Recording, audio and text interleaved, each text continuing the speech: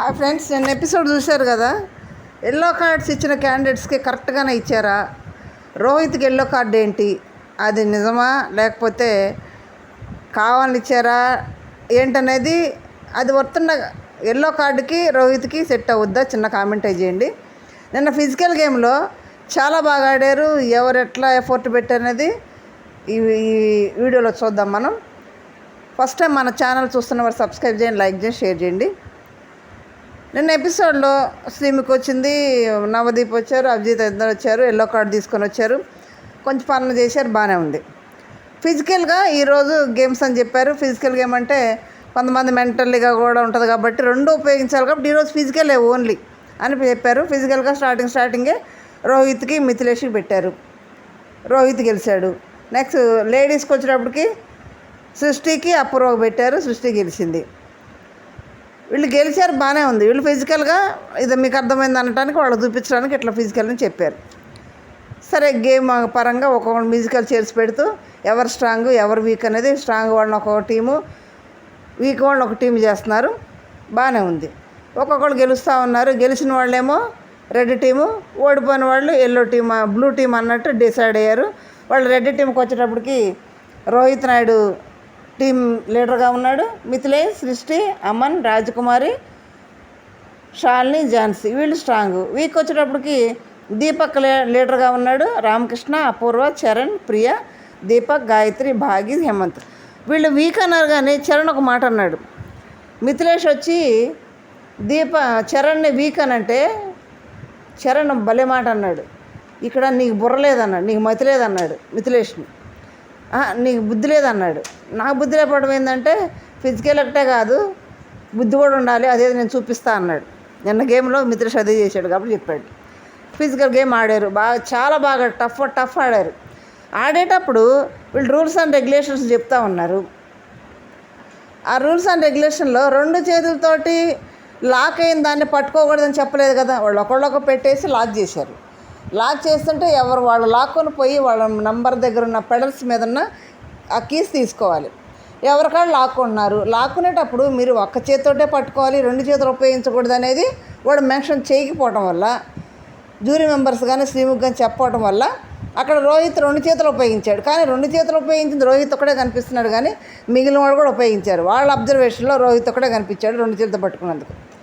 బిందు మాధవ్ వచ్చేసి రోహిత్ నువ్వు 2 సార్లు పట్టుకున్నావు, ఈసారి చేస్తే అది కన్సిడర్ చేయండి నేను చెప్పింది, వార్నింగ్ ఇచ్చింది బాగుంది. వాళ్ళు చెప్పబోవడం ఒక తప్పు, రెండోది తను చేసినందుకు వార్నింగ్ ఇచ్చింది బాగుంది. అంతవరకు అది సెట్ అయిపోయింది అంతవరకు. తర్వాత ఫస్ట్ వచ్చి రావడంతో రాజకుమారిని కార్డ్స్ మీకు ఉన్నాయి కదా, కార్డ్స్ ఉపయోగించాలి ఈరోజు, మీ దగ్గర ఉన్న కార్డ్స్ అన్నీ కూడా ఈరోజే ఉపయోగించాలి అనుకుంటే రాజకుమారి నువ్వు మాత్రమే ఈరోజు ఉపయోగించాలి, లేదంటే తర్వాత ఉండదు, అది డెడ్ అయిపోద్ది అన్నట్టు చెప్పారు. అదేంటి ఇప్పుడు ఇంతకుముందు ఏమన్నారు, మేము కార్డ్స్ మీ దగ్గర ఉన్నాయి, అది ఎప్పుడు ఉపయోగించాలి ఏందని చెప్తామనంటే మన దృష్టిలోనేమో ఇదేదో గ్యామ్లింగ్ చేసినట్టు అనిపిస్తుంది. కానీ వాళ్ళ ప్లానే అది. ఏ టైం ఉపయోగించాలో ఎప్పుడు ఉపయోగించాలో మేము చెప్తామంటే దాంట్లో లాజిక్ ఉంటుంది. వాళ్ళు గేమ్ పరంగా వాళ్ళకి ఆట ముందుకు పోవడానికి ఎలా లాజిక్ పాయింట్లు పెట్టి ఉపయోగించాలనేది వాళ్ళకి తెలుసు కాబట్టి అదేవిధంగా లాజిక్గా రాజకుమారికి చెప్పేశారు. అట్లా కాకుండా ఈ షో అగ్ని పరీక్ష ముగిసే సమయానికి నువ్వు ఎప్పుడైనా ఉపయోగించుకోవచ్చు అని ఉంటే బాగుండేదేమో నాకు అనిపిస్తుంది. కానీ ఒక లాజికల్గా వాళ్ళకి షోకి ఉపయోగపడే విధంగా వాళ్ళ లాజిక్ ప్రకారం ఈరోజు ఉపయోగించమన్నాడు. దానికి రాజకుమారి చాలా తెలివిగా నేను చూస్తానని చెప్పింది, చాలా తెలివిగా చెప్పింది. ఏం కార్డు ఏంటి అసలు, డెసిషన్ చేంజ్ చేసుకునే కార్డు అది, ఒక డెసిషన్ని మార్చేసే కార్డు అది. మార్చుకోవచ్చు ఖచ్చితంగా, తను ఉపయోగించుకోవచ్చు, లేదంటే ఎవరికైనా ఉపయోగించవచ్చు, తన ఫ్రెండ్స్ ఎవరైనా ఉంటే ఆ స్థానంలో ఉపయోగించవచ్చు. ఇక్కడ సరే గేమ్ స్టార్ట్ అయింది. గేమ్ ఆడుతూ ఉన్న లాక్కుంటున్నారు, సృష్టి కింద పడింది, ఒకటి మీద పడ్డారు, చాలా ఫిజికల్ అయింది. మధ్యలో పాస్ చేశారు, మళ్ళీ ఆడారు. మధ్యలో బిందు మాధవ్ వచ్చి రోహిత్కి వార్నింగ్ ఇచ్చింది, రెండు చేతులు పట్టుకోకూడదని, పుష్ చేయకూడదని, బాగానే ఉంది, అవతారాలు తీశారు. స్ట్రాంగ్ టీం అనిపించింది, చాలా బాగా ఆడారు. దీనికి అందరూ కూర్చొని ఎవరు గెలిచారు, రెడ్ టీం గెలిచింది, ఎవరు లేడంటే రోహిత్ నాయుడు గెలిచాడని చెప్పారు.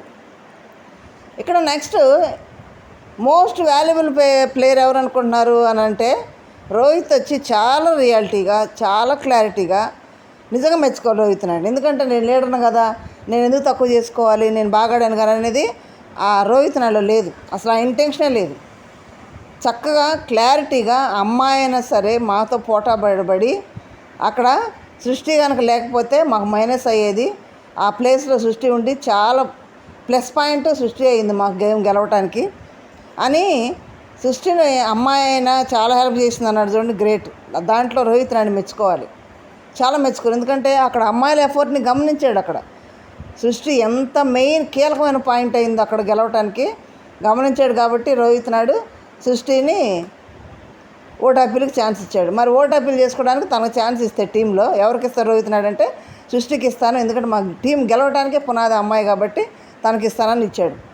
సృష్టి వెళ్ళగానే ఇంకొక పుల్ల పెట్టింది బిందు, ఏమని, రాజకుమారి నువ్వేం చేస్తావు అని అంటే నేను ఎవరు వస్తారో దాన్ని బట్టి ఆలోచిస్తానంది. సృష్టి వచ్చింది, సృష్టిని తీసేసి ఓటు అప్పీల్ నేను చేసుకుంటానంది, కార్డు ఉపయోగించేసింది.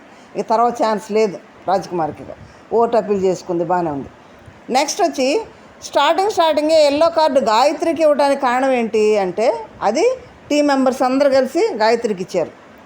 ఎందుకంటే తను ఏదన్నా ఆటకి నేను ఆడతానని గట్టిగా ముందుకు వచ్చింది లేదు. గట్టిగా కూడా వాళ్ళతో కొట్లాడైనా సరే నాకు ఛాన్స్ రాలేదండి, నేను వస్తాను, నేను ఆడతాను అనేది ఎక్కడ కూడా తన వాయిస్ రైజ్ చేయట్లేదు. మిగిలిన వాళ్ళని వాయిస్ రైజ్ చేసి మాకు ఛాన్స్ రావట్లేదు, మేము ఆడాలి, మేమేంటి ప్రూవ్ చేసుకోవాలి, మేమేంటి ప్రూవ్ చేసుకుంటేనే కదా ఆడియన్స్ మాకు ఓట్లేసి ఇంట్రెస్ట్తో ప్రతి ఒక్కళ్ళు ఉన్నారు. కానీ గాయత్రి తన వాయిస్ రైజ్ చేయట్లేదు, తను ఏంటో ప్రూవ్ చేసుకోవట్లేదు. అలా చేయనప్పుడు తను ఏంటి, దేంట్లో టాలెంటెడ్, దేంట్లో ముందుకెళ్తుంది, దేంట్లో పర్ఫెక్ట్గా ఉందంటే ఆడియన్స్కి ఎలా తెలిసిద్ది ఓటు వేయాలంటే కూడా వేయలేరు కదా. ఏదన్నా ఒక ఈ పర్సన్ ఫిజికల్గా బెటర్, హౌస్కి వెళ్ళే ఛాన్స్ ఇతనికి ఉంది అనుకుంటే ఆడియన్స్ ఓటేస్తారు. లేదు ఏదైనా మెంటల్లీగా వీళ్ళు స్ట్రాంగ్, వీళ్ళని పంపిస్తే బాగుంటుందని ఆడియన్స్ అనుకోవాలంటే అక్కడ వాళ్ళు ఏంటనేది నిరూపించుకోవాలి కదా, రుజువు చేసుకోవాలి కదా. అలా చేయకపోవటం వల్ల గాయత్రి టీం మెంబర్స్ అందరూ మూకుమ్మడిగా గాయత్రికి ఎల్లో కార్డు ఇచ్చేసారు. అంటే ఆడున్న 15 మందిలో 14 మంది గాయత్రిని రిజెక్ట్ చేశారు, ఎల్లో కార్డు ఇచ్చేసారు, బాగా ఆడలేదని, వీక్ అని. అది team members. Next jury members వచ్చేటప్పటికి ఆమె ఆడలేదు, ఇచ్చారు. ఫస్ట్ సెలెక్ట్ చేయడమే ర్యాంక్ సెలెక్టింగ్ గాయత్రిని ఇచ్చాడు. ఇప్పుడు మరి జ్యూరీ మెంబర్స్ రోహిత్ నాయుడుకి ఎందుకు ఇచ్చారు yellow card? Rohit Naidu game ఆడలేదా? ఫిజికల్గా స్ట్రాంగ్ కదా, మెంటల్లీగా స్ట్రాంగ్ కదా. ఫిజికల్గా ఇక్కడ ఫస్ట్ మిథిలేషన్ ఓడిచ్చాడు, గేమ్లో ఆడిచ్చాడు, స్ట్రాంగ్ అన్నారు. నెక్స్ట్ వచ్చి మెంటల్లీగా ఎప్పుడు స్ట్రాంగ్ అంటే క్లిప్స్ పెట్టే గేమ్లో కూడా చాలా తెలుగుగా క్యాలిక్యులేటెడ్గా కాళ్ళ నుంచి పెట్టుకుంటూ వచ్చి తన మైండ్ అనేది రుజువు చేసుకున్నాడు తెలుగు ప్రకారం పెట్టి.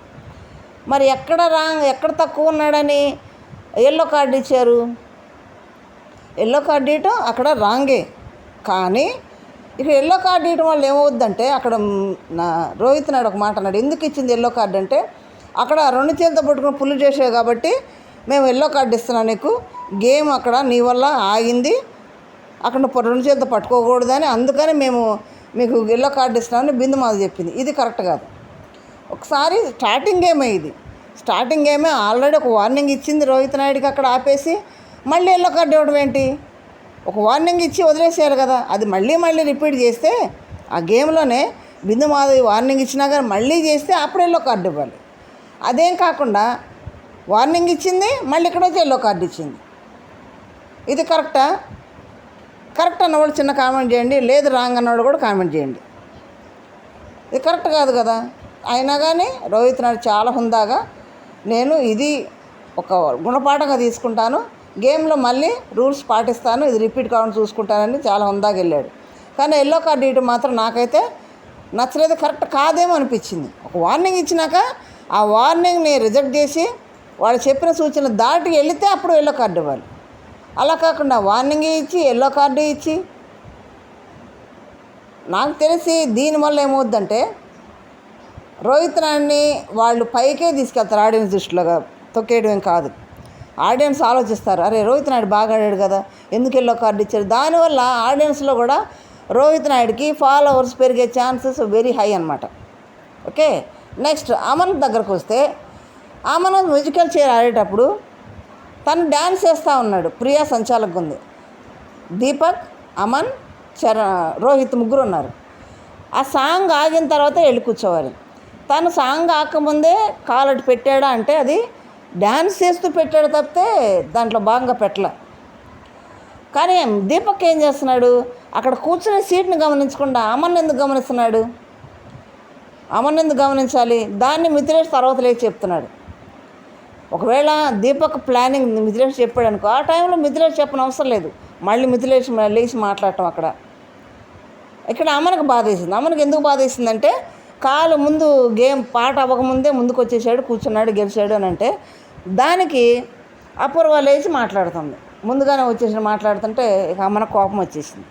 ఎందుకంటే నేను నచ్చిన దానికి కూడా ఒక మాట అన్నాడు, నేను బయట బ్యాడ్ అయిపోయాను మీరు ఇచ్చిన తీర్పు వలన, డెసిషన్ వలన.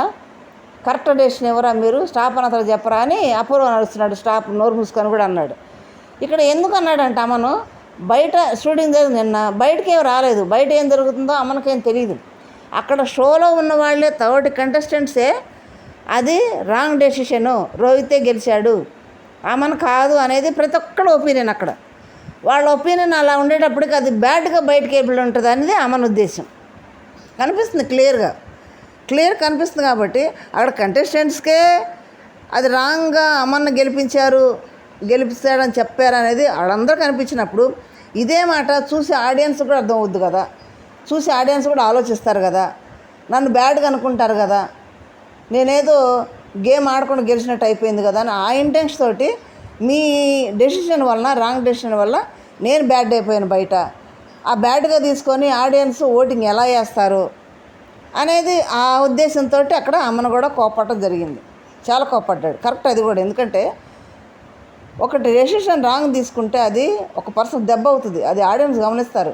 అరే అమ్మను గెలవలేదు కదా, రోహిత్ గెలిచాడు కదా, మరి అమ్మకి ఎందుకు ఇచ్చారని ఆడియన్స్ ఆలోచిస్తారు కదా. ఆలోచించి అమ్మను పక్కన పెడితే అమ్మను ఏదో చేయాలనుకుంటాడు కానీ ఏదో బిస్కెట్ అయిపోతుంది. అది అంటున్నాడు, నేను ఏది చేసినా అన్నీ ఇది అయిపోతున్నాయి, గెల్లపోతున్నాను అంటున్నాడు. సేమ్ షాకిబ్ కూడా అంతే. లాస్ట్ సీజన్లో షాకిబ్ కూడా పాపం చాలా కష్టపడతాడు, చాలా చేస్తాడు, ఏదో హడావుడి చేసేస్తాడు.